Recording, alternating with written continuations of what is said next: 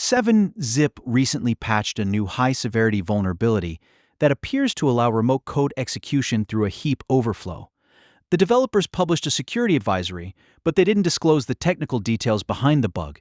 Since then, security researchers have been able to piece together how the vulnerability likely worked. Based on their analysis, the flaw was in the XZ archive processing code. An attacker could create a specially crafted XZ file, and simply opening it with 7-zip could trigger arbitrary code execution. I also went through the GitHub commit history to see what changed in the patch, and I was able to identify a few code changes that were most likely related to fixing the vulnerability. So first, the vulnerable code didn't do any checks on the length. As we can see, it simply set the destination length to the original length. Each time this function ran, it needed to tell the decoder, here's how much room is left in the buffer.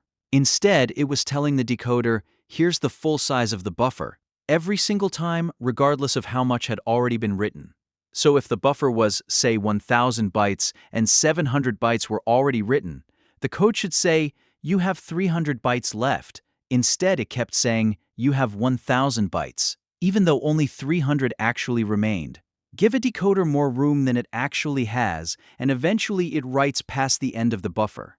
That's a heap buffer overflow. And buffer overflows are one of the oldest and most reliable ways to corrupt memory and, in the worst case, get code execution. So to fix this, they implemented a simple if statement to act as a guard to catch if it tries to write more than it has available. Additionally, the buffer length handed to the inner coder is now the remaining space. Total capacity, bytes already written, not the full original capacity.